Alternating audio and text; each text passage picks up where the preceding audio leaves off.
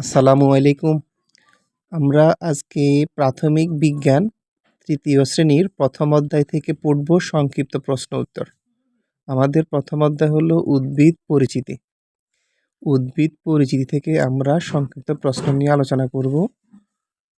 আমাদের সাথে আছেন আনিকা তাবাসসুম ফারিয়া। প্রথম প্রশ্ন, উদ্ভিদের প্রধান অংশ কয়টি ও কি কি? উদ্ভিদের প্রধান অংশ 5টি, যথা মূল, কাণ্ড, পাতা, ফুল ও ফল। উদ্ভিদ মানে গাছপালা। গাছপালার বিভিন্ন অংশ থাকে, এর মধ্যে মূল মানে শিকড়, কাণ্ড, পাতা, ফুল ও ফল হলো প্রধান। ২ নম্বর প্রশ্নে আমরা চলে এসেছি। অপুষ্পক মানে পুষ্প নয়, অপুষ্পক উদ্ভিদ কোন পরিবেশে জন্মে? অপুষ্পক উদ্ভিদ মধ্যে অধিকাংশ উদ্ভিদ ছায়াযুক্ত বা স্যাঁতসেঁতে শীতল স্থানে অপুষ্পক উদ্ভিদের মধ্যে অধিকাংশ উদ্ভিদ ছায়াযুক্ত বা স্যাঁতসেঁতে শীতল স্থানে জন্মে। ৩ নং প্রশ্ন, উদ্ভিদ পানি শোষণ করে কি দিয়ে? উদ্ভিদ মূলের সাহায্যে মাটি থেকে পানি শোষণ করে। উদ্ভিদ মূলের সাহায্যে মানে শিকড়ের সাহায্যে মাটি থেকে পানি শোষণ করে। শিকড় কোথায় থাকে? উদ্ভিদের মাটির নিচে থাকে। উদ্ভিদ শিকড়ের সাহায্যেই পানি শোষণ করে। ৪ নং প্রশ্ন, উদ্ভিদ কাকে বলে? এতক্ষণ যে পড়লাম উদ্ভিদ কাকে বলে? যা মাটি ভেদ করে উঠে তাকে উদ্ভিদ বলে। অর্থাৎ যে সকল জীব মাটি থেকে পানি ও পুষ্টি উপাদান নিয়ে বড় হয়, কিন্তু মানুষের মতো নয়, মানুষের মতো এক জায়গা থেকে আরেক জায়গায় চলাচল করতে পারে না, সেগুলোই হচ্ছে উদ্ভিদ। অর্থাৎ সংক্ষেপে বলতে পারি, যা মাটি ভেদ করে উঠে তাকে উদ্ভিদ বলে। উদ্ভিদ মানুষের মতো চলতে পারে না, যেমন গাছপালা হচ্ছে উদ্ভিদ। ৫ নং প্রশ্ন, উদ্ভিদের কাণ্ডে কি কি অংশ দেখা যায়? উদ্ভিদের কাণ্ডে শাখা প্রশাখা, পাতা, ফুল ও ফল ও বীজ দেখা যায়। উদ্ভিদের কাণ্ড হচ্ছে মাটির উপরের অংশ, ঠিক আছে? ডালপালা আছে না, সেখানে শাখা প্রশাখা, পাতা, ফুল ফল ও বীজ থাকে। ৬ নং প্রশ্নে এসেছি, মূলের প্রধান কাজ কি? একটু আগে বলেছি, মূল মানে শিকড়। মূলের প্রধান কাজ হলো মাটি থেকে পানি ও পুষ্টি উপাদান গ্রহণ করা এবং মাটির সঙ্গে উদ্ভিদকে আটকে ধরে রাখা। উদ্ভিদ মূলের সাহায্যে মাটিতে আটকে থাকে এবং পানি ও পুষ্টি উপাদান গ্রহণ করে। ৭ নং প্রশ্ন, পাতার প্রধান কাজ কি?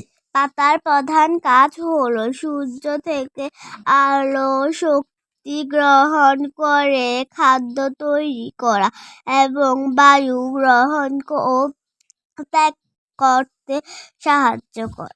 আমরা জানি পাতা খাবার তৈরি করে গাছপালার জন্য। পাতার প্রধান কাজ হলো সূর্য থেকে আলোক শক্তি নিয়ে গাছের খাদ্য তৈরি করা। ৮, কাণ্ডের প্রধান কাজ কি? কাণ্ড দেহের বিভিন্ন অংশে পানি ও পুষ্টি উপাদান পৌঁছে দেয় এবং একটি সম্পূর্ণ গাছ ও পাতাগুলোকে ধরে রাখে।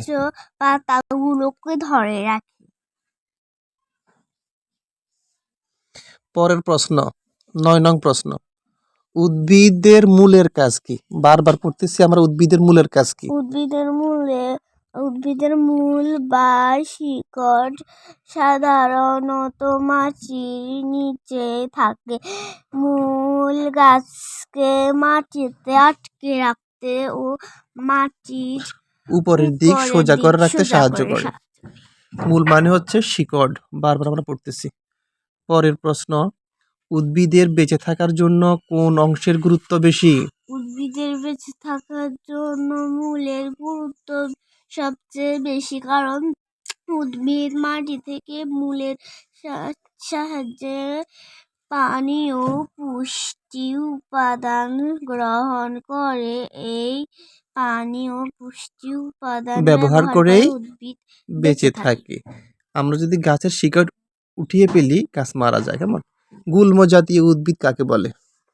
যে সকল উদ্ভিদের কাণ্ড শক্ত কিন্তু বৃক্ষের মতো দীর্ঘ মোটা নয় এবং মূল মাটির গভীরে যায় না, তাকে গুল্ম জাতীয় উদ্ভিদ বলে। গুল্ম জাতীয় উদ্ভিদের উদাহরণ দাও। রঙ্গন, জবা এগুলো হলো গুল্ম জাতীয় উদ্ভিদ। 4টি গুল্ম জাতীয় উদ্ভিদের নাম বলো। 4টি গুল্ম জাতীয় উদ্ভিদের নাম হলো গোলাপ, রঙ্গন, জবা এবং লেবু। গোলাপ, রঙ্গন, জবা এবং লেবু এগুলো হচ্ছে গুল্ম জাতীয় উদ্ভিদ। এগুলোর মূল বেশি গভীরে যায় না, মাটির বেশি গভীরে যায় না। 13 নং প্রশ্নে আমরা চলে এসেছি। বিরুৎ উদ্ভিদ কাকে বলে? খুবই সহজ প্রশ্ন। বিরুৎ উদ্ভিদ কাকে বলে? যে সকল উদ্ভিদের কাণ্ড বেশি নরম, আকারে ছোট এবং মূল মাটির গভীরে যায় না, তাকে বিরুৎ উদ্ভিদ বলে। যে সকল উদ্ভিদের কাণ্ড বেশ নরম, আকারে ছোট এবং মূল মাটির গভীরে যায় না, সেগুলোকে বিরুৎ উদ্ভিদ বলে। 14 নং প্রশ্ন। 4টি বিরুৎ জাতীয় উদ্ভিদের নাম বলো। 4টি বিরুৎ জাতীয় উদ্ভিদের নাম হলো ধান, সরিষা, লাউ ও মরিচ। ধান, সরিষা, লাউ, মরিচ। টমেটো বলতে পারো, কারণ আমরা যখন এই সকল উদ্ভিদ আমরা গাছ টান দেব খুব সহজে উঠে যাবে। কেমন? পরের প্রশ্ন 15 নং। বৃক্ষ কি বা বৃক্ষ কাকে বলে? যে সকল উদ্ভিদের প্রধান কাণ্ড দীর্ঘ, শক্ত ও মোটা এবং মূল মাটির গভীরে প্রবেশ করে, সেগুলোকে বৃক্ষ বলে, যেমন আম গাছ, জাম গাছ ইত্যাদি। এগুলোর মাটির গভীরে শিকড় যায়, এগুলো টানলে উঠা সম্ভব নয়, উঠানো যায় না, এই জন্য এগুলো বৃক্ষ। সপুষ্পক উদ্ভিদ কি বা সপুষ্পক উদ্ভিদ কাকে বলে? যে সকল উদ্ভিদের ফুল ও ফল হয় সেগুলোকে সপুষ্পক উদ্ভিদ বলে, যেমন আম গাছ, আম, জাম, কাঁঠাল, লিচু ইত্যাদি। সপুষ্পক মানে ফুল হয়। 17 নং। অপুষ্পক উদ্ভিদ কি বা অপুষ্পক উদ্ভিদ কাকে বলে? যে সকল উদ্ভিদের ফুল হয় না সেগুলোকে অপুষ্পক উদ্ভিদ বলে, যেমন মশ, ডেকি শাক। তাহলে অপুষ্পক মানে যে সকল উদ্ভিদের ফুল হয় না। কোন কোন উদ্ভিদের ফুল হয় না? মশের ফুল হয় না, ডেকি শাকের ফুল হয় না, এগুলো হচ্ছে অপুষ্পক উদ্ভিদ। 18 নং প্রশ্ন। সকল উদ্ভিদের কি ফুল হয়? না, না, সকল উদ্ভিদের ফুল হয় না। যেগুলো অপুষ্পক উদ্ভিদ সেগুলোর ফুল হয় না, আর সপুষ্পক উদ্ভিদের ফুল হয়। তাহলে আমরা বলতে পারি সকল উদ্ভিদের ফুল হয় না, কিছু কিছু উদ্ভিদ আছে যেগুলোতে ফুল হয় না, কিন্তু বেশিরভাগ উদ্ভিদেরই ফুল হয়। পরের প্রশ্ন। উদ্ভিদের মূল বা শিকড় কোথায় থাকে? সহজ। উদ্ভিদের মূল শিকড় সাধারণত মাটির নিচে থাকে, তবে সুন্দরবন আছে না, সুন্দরবনে দেখা যায় কি এই শিকড়গুলা মাটির ভিতরে প্রবেশ করে আবার উপরের দিকে উঠে যায়, এই জন্য বলা হয়েছে সাধারণত। তাহলে উদ্ভিদের মূল বা শিকড় কোথায় থাকে? আমরা বলবো উদ্ভিদের মূল বা শিকড় সাধারণত মাটির নিচে থাকে, তবে ম্যানগ্রোভ বনের ক্ষেত্রে আলাদা হতে পারে। মাটির উপরে উদ্ভিদের প্রধান অংশকে কি বলে? মাটির উপরে উদ্ভিদের প্রধান অংশকে কাণ্ড বলে। এই কাণ্ডের মধ্যে শাখা, প্রশাখা, পাতা, ফুল, ফল সবকিছুই থাকে। এটা হলো মাটির উপরের অংশ, এটাকে আমরা বলি কাণ্ড। আর মাটির নিচে যেটা আছে সেটাকে আমরা বলি মূল বা শিকড়। 21 নং প্রশ্নে চলে এসেছি। অধিকাংশ উদ্ভিদের পাতা কেমন হয়ে থাকে? অধিকাংশ উদ্ভিদের পাতা চ্যাপ্টা ও সবুজ হয়ে থাকে। চ্যাপ্টা ও সবুজ হয় গাছের পাতা। তবে দেখা যায় কিছু কিছু পাতা আবার হলদে থাকে, কিছু কিছু পাতা আবার বাদামি কালারের থাকে, লাল লালও থাকে। এগুলো মাঝে মধ্যে দেখা যায়, কিছু কিছু ফুল গাছে দেখা যায়। কিন্তু বেশিরভাগই উদ্ভিদের পাতা হচ্ছে সবুজ এবং চ্যাপ্টা। পাতা মূলত কি দ্বারা গঠিত? পাতা মূলত একটি বৃন্ত বা মোটা একটি পত্রফলক এবং শিরা উপশিরা দ্বারা গঠিত।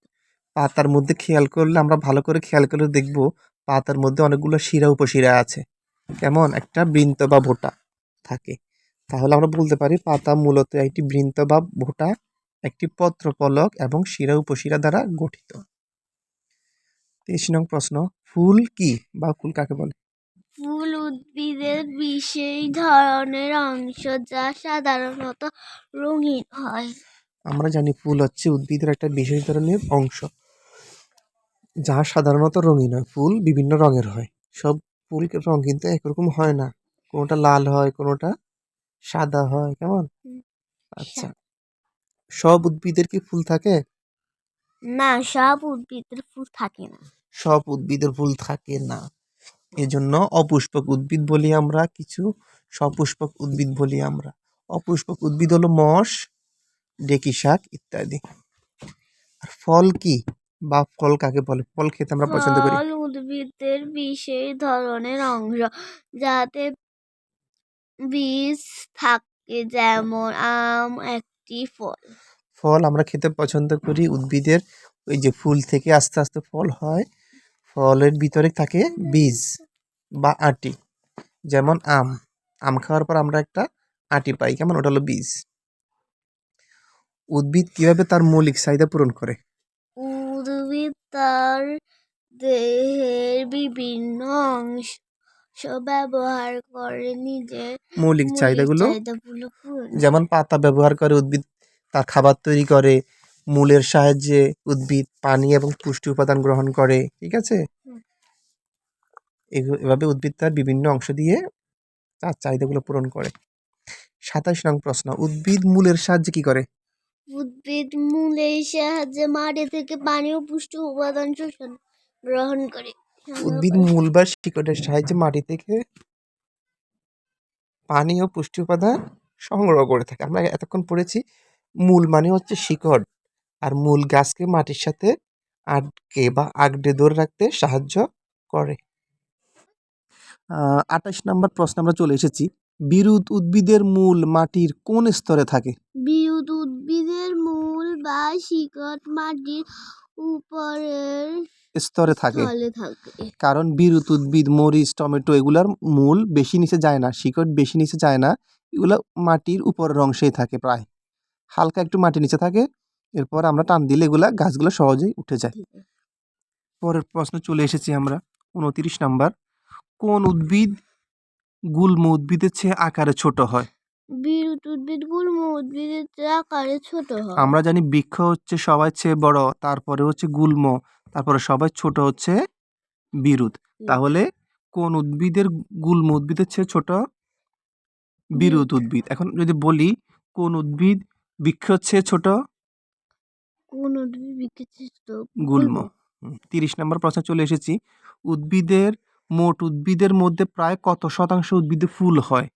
মোট উদ্ভিদের মধ্যে প্রায় 90% উদ্ভিদের ফুল হয়। 90% বা 90%, এটা হলো পার্সেন্ট, পার্সেন্ট বা শতাংশ। মোট উদ্ভিদের মধ্যে প্রায় 90% উদ্ভিদের ফুল হয়, এগুলোকে আমরা সপুষ্পক উদ্ভিদ বলি। পরের প্রশ্নে চলে আসলাম 31 নাম্বার, অপুষ্পক উদ্ভিদের মধ্যে অধিকাংশ উদ্ভিদের আবাসস্থল কোন স্থানে? অপুষ্পক উদ্ভিদের মধ্যে অধিকাংশ উদ্ভিদের আবাসস্থল হলো ছায়াযুক্ত বা স্যাঁতসেঁতে শীতল স্থান। ছায়াযুক্ত বা স্যাঁতসেঁতে শীতল স্থানে অপুষ্পক উদ্ভিদের জন্ম। বেশিরভাগ অপুষ্পক উদ্ভিদ ওই সকল স্থানেই থাকে বা পাওয়া যায়। ধন্যবাদ আমাদের সাথে এতক্ষণ থাকার জন্য। আমাদের পড়াশোনা ভিত্তিক ভিডিওগুলো আপনারা পেয়ে যাবেন আমাদের চ্যানেলে। আল্লাহ হাফেজ।